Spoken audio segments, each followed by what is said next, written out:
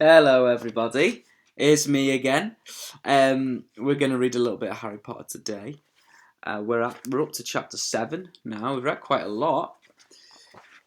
We've read 121 pages. And Harry and his new friend Ron have just arrived at Hogwarts, haven't they? They got on the magical boat, went under the castle, and they've just arrived at the castle where he'll be going to school for the next year or so. And the next chapter is called The Sorting Hat. Sounds like a strange kind of hat. So let's get going. The door swung open at once.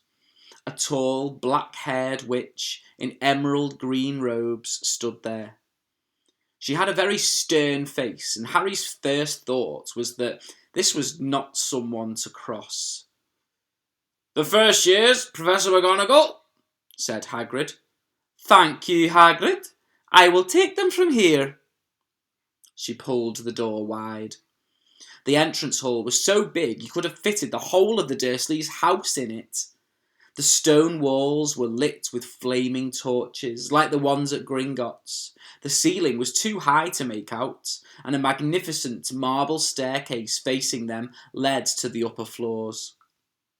They followed Professor McGonagall across the flagged stone floor. Harry could hear the drone of hundreds of voices from a doorway to the right. The rest of the school must already be here. But Professor McGonagall showed the first years into a small, empty chamber off the hall.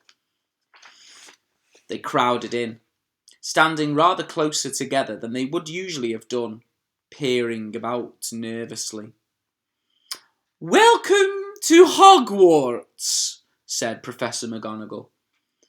"The start of term banquet will begin shortly, but before you take your seats in the Great Hall, you will be sorted into your houses.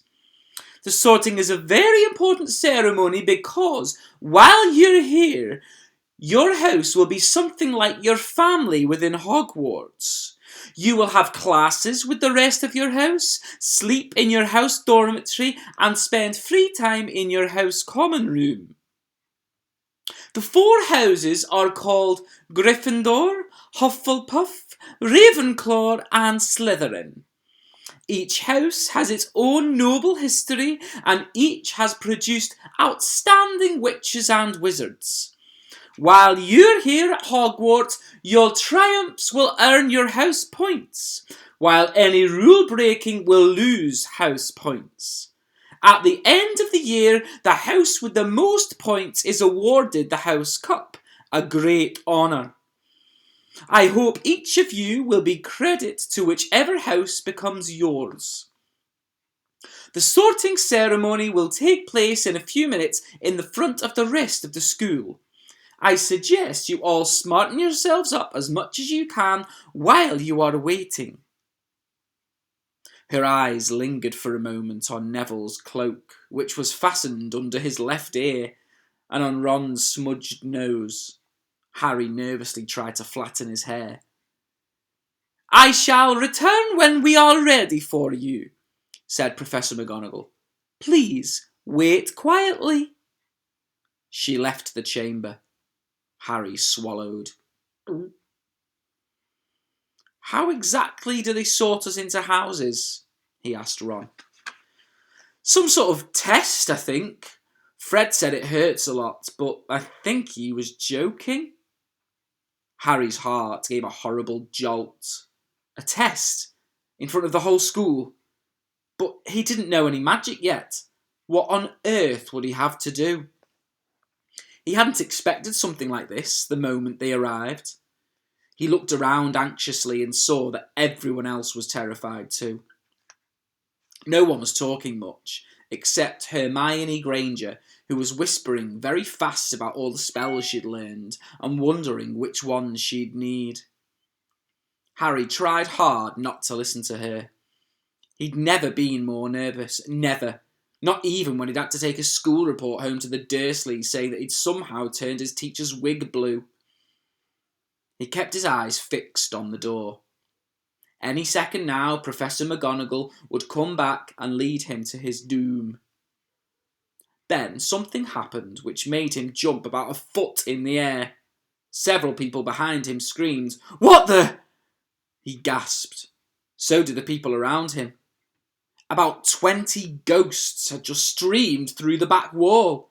Pearly white and slightly transparent, they glided across the room, talking to each other and hardly glancing at the first years. They seemed to be arguing. What looked like a fat little monk was saying, "Forgive and forget, I say. We ought to give him a second chance. My dear friar, we haven't given Peeves all the chances he deserves. He gives us all a bad name, and you know, he's not even really a ghost. I say, what are you doing here?" A ghost wearing a ruff and tights had suddenly noticed the first years. Nobody answers. "New students," said the fat friar, smiling around at them. "About to be sorted, I suppose?" A few people nodded mutely. "Hope to see you in Hufflepuff," said the friar. "My old house, you know." "Move along now," said a sharp voice. "The sorting ceremony is about to start." Professor McGonagall had returned. One by one, the ghosts floated away through the opposite wall. "Now, form a line," Professor McGonagall told the first years, "and follow me." Feeling oddly as though his legs had turned to lead, Harry got into the line behind a boy with sandy hair, with Ron behind him, and they walked out of the chamber, back across the hall, and through a pair of double doors into the great hall. Harry had never imagined such a strange and splendid place.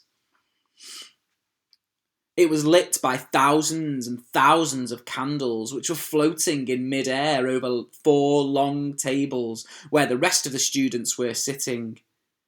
These tables were laid with glittering golden plates and goblets. At the top of the hall was another long table where the teachers were sitting. Professor McGonagall led the first years up here, so they came to a halt in a line facing the other students with the teachers behind them. Hundreds of faces were staring at them. They looked like pale lanterns in the flickering candlelight. Dotted here and there among the students, the ghosts shone misty silver. Mainly to avoid all the staring eyes, Harry looked upwards and saw a velvety black ceiling dotted with stars. He heard Hermione whisper, "It's bewitched to look like the sky outside. I read it in Hogwarts, a history." It was hard to believe there was a ceiling there at all, and that the Great Hall didn't simply open out to the heavens.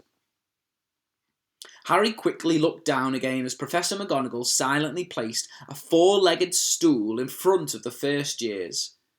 On top of the stool she put a pointed wizard's hat. This hat was patched and frayed and extremely dirty. Aunt Petunia wouldn't have let it in the house.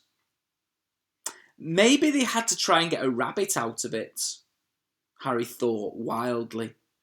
That seemed the sort of thing, noticing that everyone in the hall was now staring at the hat. He stared at it too. For a few seconds there was complete silence. Then the hat twitched. A rip near the brim opened wide like a mouth. And the hat began to sing. "Oh, you might not think I'm pretty, but don't judge on what you see. I'll eat myself if you can find a smarter hat than me. You can keep your bowlers black, your top hat sleek and tall, for I'm the Hogwarts sorting hat, and I can cap them all. There's nothing hidden in your head the sorting hat can't see, so try me on and I will tell you where you ought to be. You might belong in Gryffindor, where dwell the brave at heart, their daring nerve and chivalry set Gryffindors apart. You might belong in Hufflepuff, where they are just and loyal. Those patient Hufflepuffs are true and unafraid of toil. Or yet in wise old Ravenclaw, if you've a ready mind, where those of wit and learning will always find their kind. Or perhaps in Slytherin you'll make your real friends. Those cunning folk use any means to achieve your ends. So put me on, don't be afraid, and don't get in a flap. You're in safe hands, though I have none, for I'm a thinking cap. The whole hall burst into applause as the hat finished its little song. It bowed to each of the 4 tables, and then became quite still again. So, I think we've just got to try on the hat, Ron whispered to Harry. I'll kill Fred. He was going on about wrestling a troll. Harry smiled weakly. Yes, trying on the hat was a lot better than having to do a spell, but he did wish they could have it tried on without everyone watching. The hat seemed to be asking rather a lot. Harry didn't feel brave, or quick-witted, or any of it at the moment. If only the hat had mentioned a house for people who felt a little bit queasy, that would have been the one for him. Professor McGonagall now stepped forward, holding a long roll of parchment. When I call your name, you will put on the hat and sit on the stool to be sorted, she said. Hannah Abbott! A pink-faced girl with blonde pigtails stumbled out of the line, put on the hat, which fell right down over her eyes, and sat down a moment. There was a pause. Hufflepuff! Shouted the hat. The table on the right cheered and clapped as Hannah went down to sit at the Hufflepuff table. Harry saw the ghost of the fat friar waving merrily at her. Susan Bones! Hufflepuff! Shouted the hat again, and Susan scuttled off to sit next to Hannah. Terry Boot! Ravenclaw! The second table from the left clapped this time. Several Ravenclaws stood up to shake hands with Terry as he joined them. Mandy Brocklehurst went to Ravenclaw too. But Lavender Brown became the first new Gryffindor, and the table on the far left exploded with cheers. Harry could see Ron's twin brothers catcalling. Millicent Bulstrode then became a Slytherin. Perhaps it was Harry's imagination. After all he'd heard about Slytherin, but he thought they looked an unpleasant lot. He was definitely starting to feel sick now. He remembered being picked for teams during sports lessons at his old school. He had always been last to be chosen. Not because he was no good, but because no one wanted Dudley to think they liked him. Justin Finch Fletchley! Hufflepuff! Sometimes, Harry noticed, the hat shouted out the house at once, but others it took a little while to decide. Seamus Finnegan! The sandy-haired boy next to Harry in the line sat on the stool for almost a whole minute before the hat had declared him a Gryffindor. Hermione Granger! Hermione almost ran to the stool and jammed the hat eagerly on her head. Gryffindor! Shouted the hat. Ron groaned. Ugh. A horrible thought struck Harry, as horrible thoughts always do when you're very nervous. What if he wasn't chosen at all? What if he just sat there with a hat over his eyes for ages until Professor McGonagall jerked it off his head and said there had obviously been a mistake and he'd better get back on the train? When Neville Longbottom, the boy who kept losing his toad, was called, he fell over on the way to the stool. The hat took a long time to decide with Neville. When it finally shouted, Gryffindor! Neville ran off, still wearing it, and had to jog back amid gales of giggles, laughter, to give it to Morag McDougal. Malfoy swaggered forward when his name was called, and he got his wish at once. The hat had barely touched his head when it screamed, Slytherin! Malfoy went to join his friends, Crabbe and Goyle, looking very pleased with himself. There weren't many people left now. Moon, Naught, Parkinson, then a pair of twin girls, Patil and Patil, then Sally Ann Perks, and then, at last, Harry Potter. And I think we'll stop there for today. So the sorting hat is putting each person in their house. Harry's very nervous about what house he's going to go in, isn't he? And I'm not surprised. It must be quite nervous because he's really famous, isn't he? And he's got the whole school watching, and he doesn't even know where he wants to be, but he's certain, isn't he, that he doesn't want to go in Slytherin house. So I'm going to leave you on a bit of a cliffhanger there.